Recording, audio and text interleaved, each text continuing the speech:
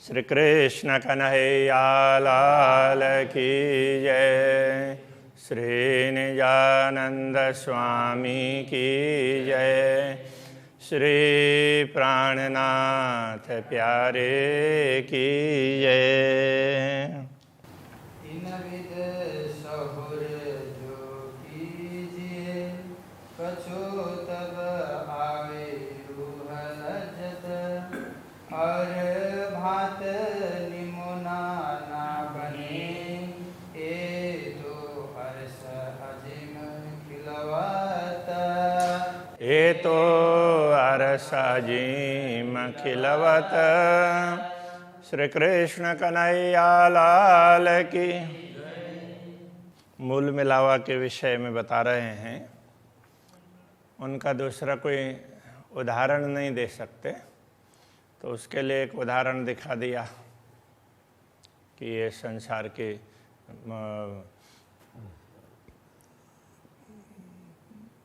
इस मृत्यु लोक की कोई भी किसी भी वस्तु की चमक को ज्योति हो, वो वैकुंठ के सामने तो कुछ भी नहीं है। तो ऐसे ही करोड़ों वैकुंठ की ज्योति भी हो, इकट्ठी होती हो, तो अक्षरधाम के सामने कुछ भी नहीं है। तो उसी प्रकार से यहाँ आगे अब उस बात को और बढ़ा करके आगे तक उसी बात को कहना चाह रहे हैं। आगु नूर मकान की कंकरी, देखत ना कोट सुर। अक्षरधाम का एक कण हो, धूल का एक कण हो, उससे उसके सामने करोड़ों सूर्य भी दिखाई नहीं देंगे। कहने का तात्पर्य, अक्षरधाम के धूल का एक कण से जो प्रकाश निकलता है, तो वो प्रकाश करोड़ों सूर्य से भी विशिष्ट होता है। उनके सामने करोड़ों सूर्य का प्रकाश भी निस्तेज होता है, इतना ज़्यादा प्रकाश है। तीन जिमी नंग रोशनी, सो कैसे ओसी नूरा। तो ऐसे धाम के वहाँ रत्न का प्रकाश होगा तो कैसा होगा, और विशेष प्रकार का होगा ना। ए नूर मकान कया रसुले, आगो जाए न सके क्यों ये कर। रसूल ने जब बात कही दर्शन के समय पर, तो वो जिब्रील फरिश्ता भी उनको वहीं तक ले गया, उससे आगे नहीं ले जा सका। तो उससे आगे का क्या हो, कैसा होता होगा, परमधाम का कैसा होता होगा, वो कहना चाह रहे हैं। तीन लाहु तमें क्यों पहुँचही, जित जले जब राहिल पर। तो ऐसे दिव्य धाम में पहुँच कैसे सकते हैं, हर कोई तो पहुँच ही नहीं सकता है। जिब्रील के भी पंख जलने लगे, वो भी जा नहीं सका। ये देखो तुम रोशनी हक अर्श इन हाल।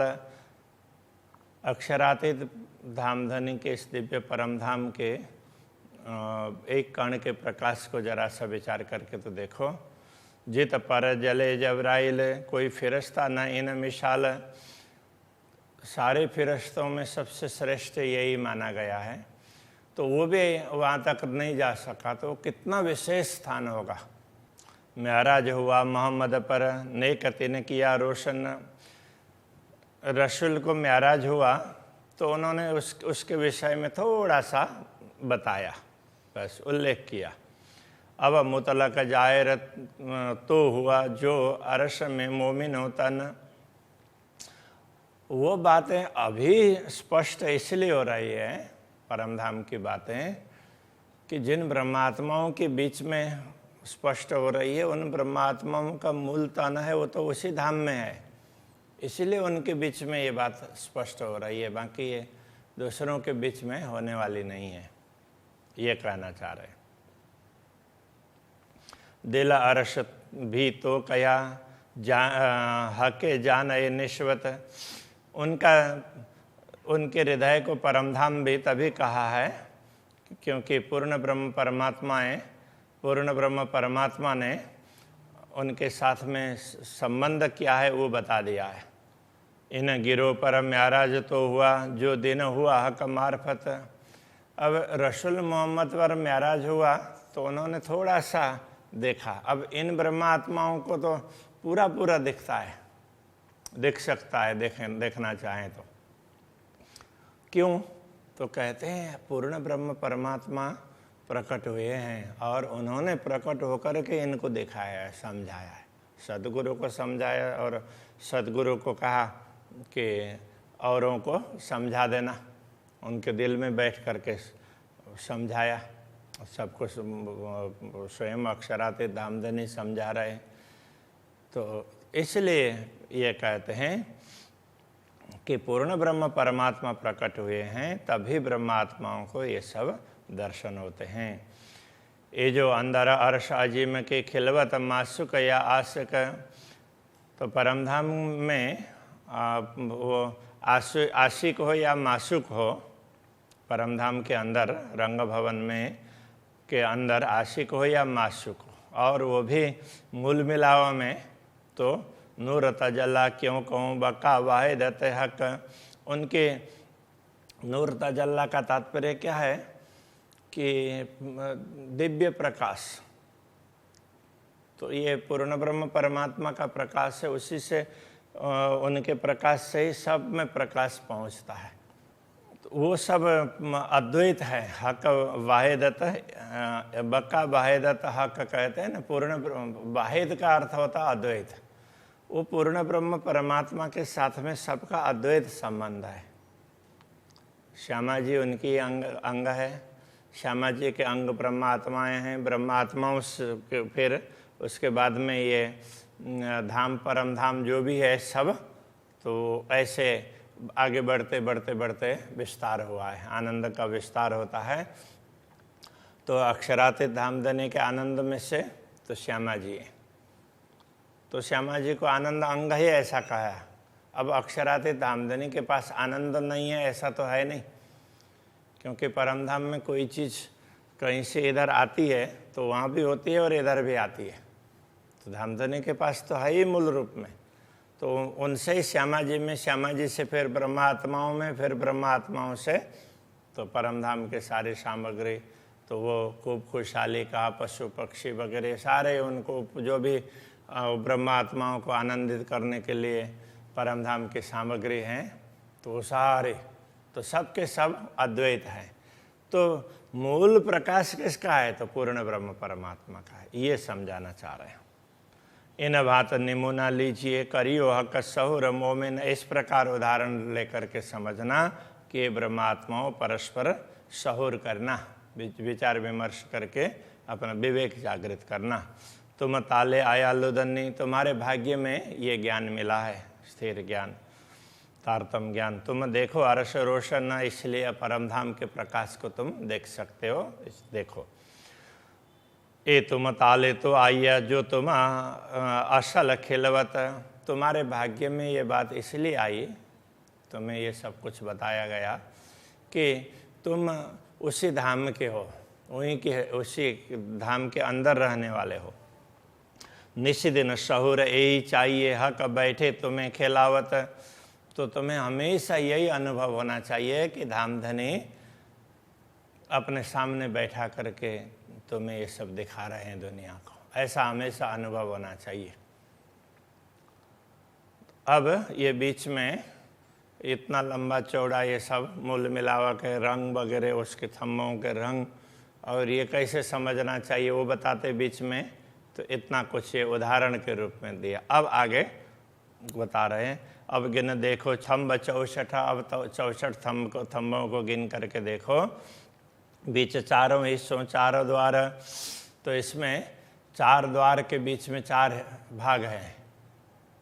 चारों तरफ के द्वार के बीच में वो बात पहले बताई गई थी। तो बीच में ये तो उनके महत्व समझाने के लिए इतना कुछ उदाहरण दे करके समझा दिया। नाम रंग नंग तो कहिए, जो कित खाली देखो झलकार। अब उनका नाम, उन रत्नों का नाम है, और रंग उसको तो तभी बताया जा सकता है कहीं खाली जगह हो। तो सब जगह उनका प्रकाश ही प्रकाश छाया हुआ है। जहाँ स्तंभ है, स्तंभ में तो प्रकाश है ही, किंतु वो प्रकाश बाकी सर्वत्र छाया हुआ है। तो दीवाल का प्रकाश है तो वो भी सर्वत्र प्रकाश ही प्रकाश दिखाई देता है। तो अब क्या बताएं, कोई खाली जगह है ही नहीं। एक ज्योत सागर सब हो रया और ऊपर तले सब ज्योत। तो ये क्या कहना चाह रहे हैं, नूर का सागर बताना चाह रहे हैं ना। तो ये पूर्ण ब्रह्म परमात्मा का प्रकाश है, वही सर्वत्र छाया हुआ दिखाई देता है, दूसरा कुछ भी नहीं दिखाई देता, ये कहना चाह रहे हैं। ऊपर तले ऊपर नीचे सब जगह वही ज्योति छा रही है। कई सूर उड़े आगू कंकरी, परमधाम के एक कण के सामने तो कई सूर्य का प्रकाश निस्तेज हो जाता है। तो तीन भौम की ज्योत उद्योता, उस भूमि की ज्योति का उस ज्योति की उज्ज्वलता को क्या बताएं, वो भी मूल मिलावे की उज्ज्वलता है, और वो भी वहाँ के रत्नों के प्रकाश है, और वो प्रकाश भी पूर्ण ब्रह्म परमात्मा से आया हुआ है सब में। तो उस प्रकाश के विषय में क्या बात करें। इसलिए अनेक लोगों को परमात्मा के विषय में यही लगा कि वो तो प्रकाश पुंज है, इसलिए ज्योति स्वरूप ऐसा करके बोल दे, वो ज्योति है, वो एक दिव्य प्रकाश है, ऐसा ही बोला। तो उन्होंने बोला वो गलत बात तो नहीं कही, क्योंकि प्रकाश जिससे निकल रहा है वो अंदर तक नहीं देख पाए, उन्होंने प्रकाश को देखा, तो ये भी तो अच्छी बात है। चंद्रवा दुलीचा तक ये सब ज्योति का अंबार है, तो ऊपर टंगा हुआ चंदवा हो, दुलीचा नीचे बिछा हुआ गलीचा हो, तकिए है, सब ज्योति का अंबार, सब पूरा जो प्रकाश ही प्रकाश के राज, प्रकाश पुंज है अंबार। तो उसका अब वो बहुत वो पूरा उसका क्या बोलेंगे ढेर, तो पूरा ऐसे उसकी पूरी राशि, वो संस्कृत में तो राशि बोलेंगे, अब हिंदी में बोलेंगे तो ढेर, पूरा वो गुजराती में बोलेंगे तो ढगलो। तो वही सब प्रकाश ही प्रकाश है। बहुत ज़्यादा हो तो बोलेंगे तो ढगलो पड़े छे, ऐसा बोलते हैं ना, तो कहने का मतलब बहुत है बस। तो हर भाषा की अलग अलग विशेषताएं होती है, तो बस वो समझें तो कहीं कठिनाई नहीं होती है। तो कहीं ढगलों का मतलब ऐसा नहीं कि कोई ऐसा कुछ वो ढेर ही पड़ा हो, बहुत है, ऐसा होता है। जित देखूं चित ज्योत में नूर क्यों कहूँ लहरें अपार, जिधर देखो उधर ही प्रकाश और उसमें से तरंगे निकलती है, वो उसका कोई पारावार नहीं है, उसका क्या वर्णन हो सकता है। दो नंग थम्बों के बीच में बिना नूर न पाइए ठोर, तो दो स्तंभ हैं, उनके बीच में भी प्रकाश ही प्रकाश है, तो कोई खाली जगह दिखती नहीं है। तो पूरा जैसे कोई पूरा ठोस कहीं छाया हुआ हो, तो अब ठोस में तो अंदर घुस नहीं सकते, लेकिन है उसी प्रकार से, तो उसमें आ जा सकते हैं, सब कर सकते हैं, तो अब वहाँ कोई खाली जगह दिखती नहीं है। तो ऐसे प्रकाश ही प्रकाश से परिपूर्ण है। दीवाल बंधाई नूर की क्यों कहूँ रंग नंग, और दीवाल भी नूर का है, और वो नूर किसका है, अक्षराते धामधनी का है। और श्यामा जी में नूर है, वो उनका ही है, ब्रह्मात्माओं में उनका ही है, थम्बों में उनका है, दीवालों में उनका है, सब उनका ही है।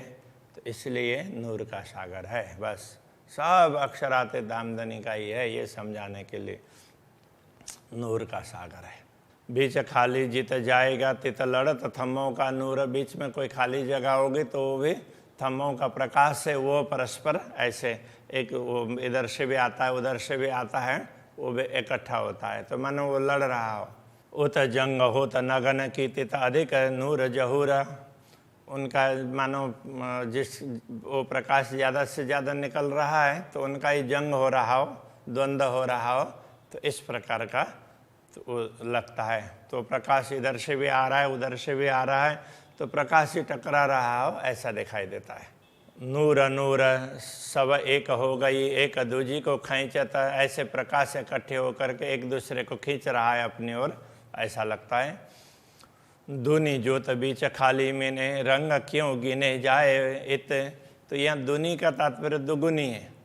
दुगुनी ज्योत बीच खाली मैंने, खाली जगह होगी तो वहाँ तो दुगुना प्रकाश है, क्योंकि जहाँ स्तंभ होगा तो उसका ही प्रकाश होगा, तो बाकी जगह पर तो बाकी चारों ओर का प्रकाश आ जाएगा ना, तो वहाँ तो दुगुना से भी ज़्यादा प्रकाश है। रंग क्यों गिने जाए, तो इसलिए वहाँ कितने रंग हैं क्या बताया जा सकता है। तो जैसे नीलमणि का स्तंभ है तो उसमें से तो नीलमणि का नीला ही प्रकाश निकलेगा, हरित मणि का स्तंभ है तो हरा प्रकाश निकलेगा, किंतु खाली स्थान में तो सब प्रकार का प्रकाश है। तो क्या बता सकते हैं, ये बताना चाह रहे हैं। जिमी जात भी रुआ की रुआ जात आसमान, भूमि भी यहाँ की जो भूमि है वो ब्रह्मात्माओं का ही अंश है। रुआ जात आसमान, आसमान भी ब्रह्मात्माओं का ही अंश है। जल तेज वायु सब रुआ को रुआ जात अरस सुभान, जल है, तेज है, वायु है, वो सारा का सारा ब्रह्मात्माओं का अंश है और ब्रह्मात्माएं पूर्ण ब्रह्म परमात्मा के अंश है। तो मुख्य देखा जाए तो पूर्ण ब्रह्म ही तो है, इसलिए सब कुछ ब्रह्म ही है, ये इस प्रकार से समझ सकते हैं। तो वेदों में भी सर्वम खल्विदम ब्रह्म ऐसा कहा, सब कुछ ये ब्रह्म ही है। तो अब ये दूसरे शब्दों में बात तो यही बता रहे हैं ना, और उसको अब लोगों ने अलग प्रकार से समझा, तो यहाँ अलग प्रकार से समझा रहे हैं।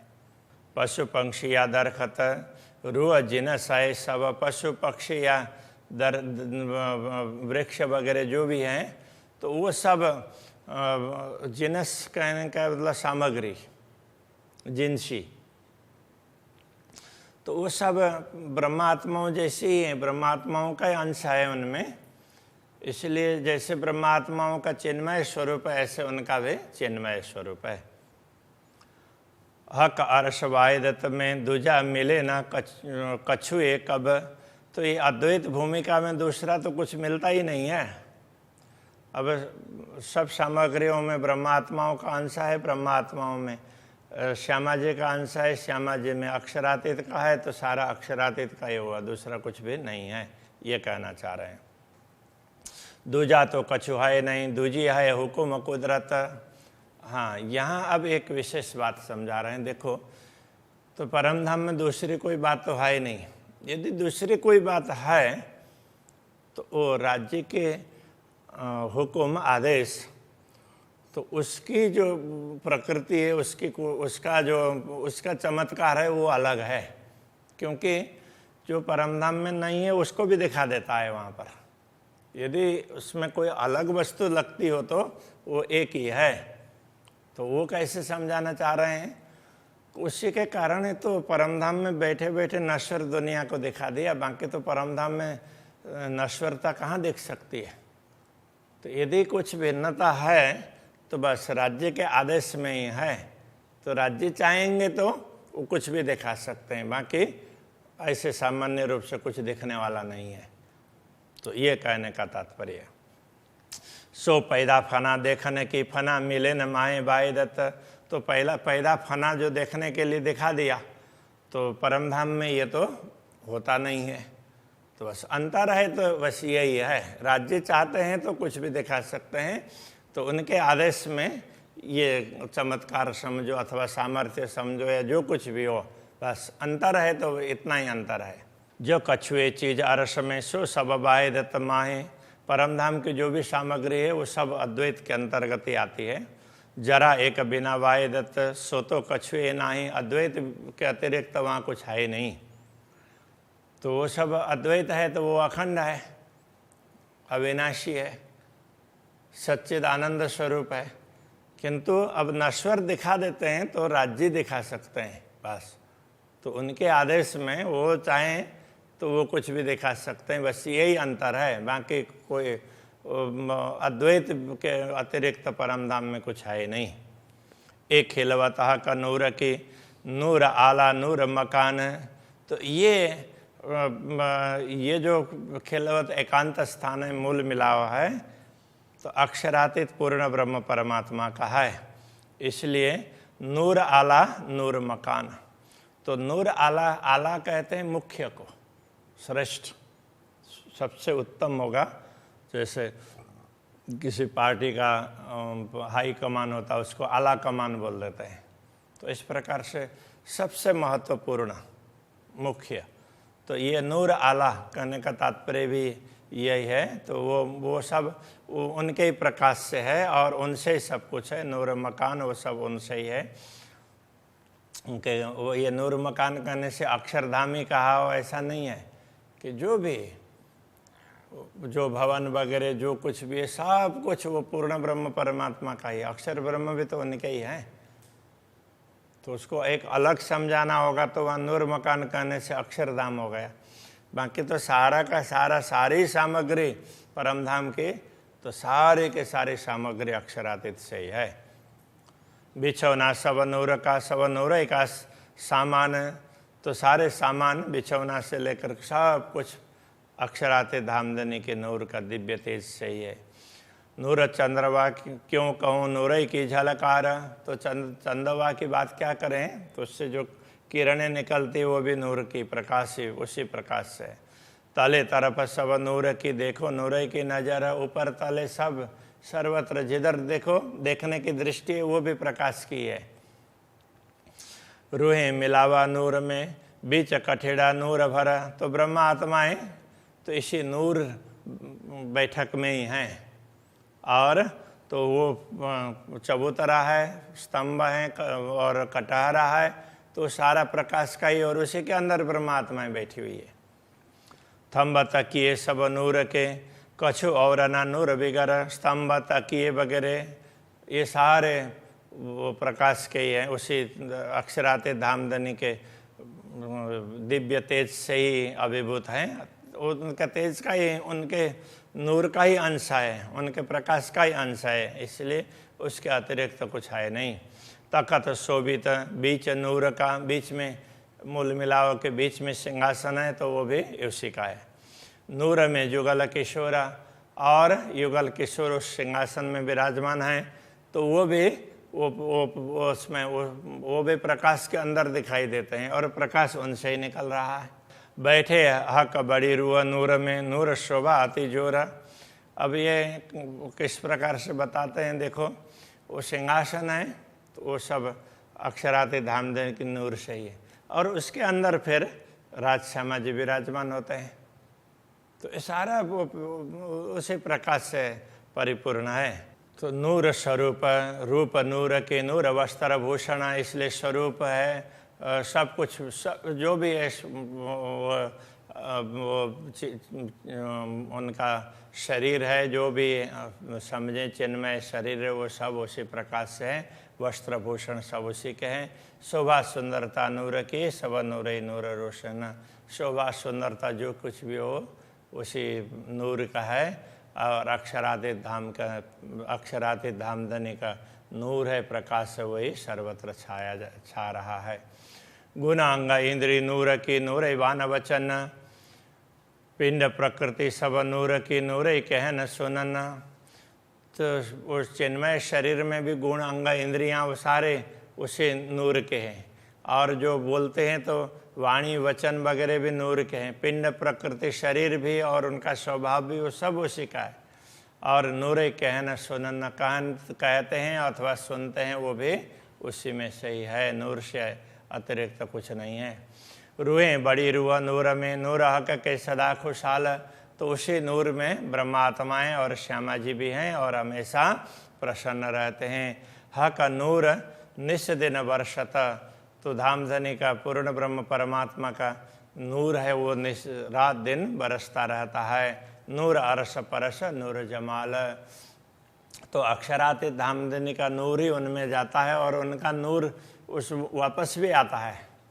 तो ऐसे किसी चीज़ का कोई प्रकाश है, तो किसी चीज़ का जैसे ये लाइट का इधर जा रहा है तो वापस भी आता है, तो हमें आते हुए दिखाई नहीं देता है, यथार्थ में आता है। उस चीज़ को नापने वाला कोई यंत्र हो तो इधर टकरा करके वापस आ रहा है, तो तभी ये सब प्रकाशित होते हैं, नहीं तो वो प्रकाशित नहीं होंगे। ऐसा है, वो टकराता है और लौटता है, तब जा कर के ये सब प्रकाशित होते हैं। श्री कृष्ण कन्हैया लाल की। नूर अरस परस नूर जमाल, नूर अरस परस नूर जमाल। रूहें बड़ी रूह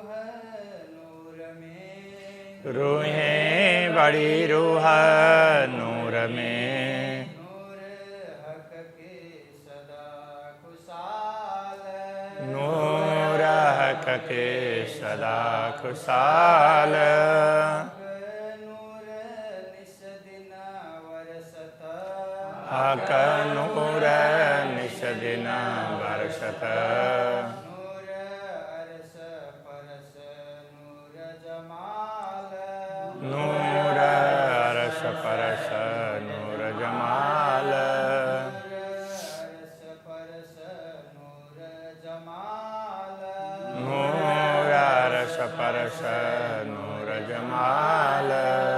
बोलिए कृष्ण कन्हैया लाल की जय, श्री निजानंद स्वामी की जय, श्री प्राणनाथ प्यारी की जय, श्री पांच नौतनपुरी धाम की जय, जगद्गुरु आचार्य श्री अक्षर कृष्ण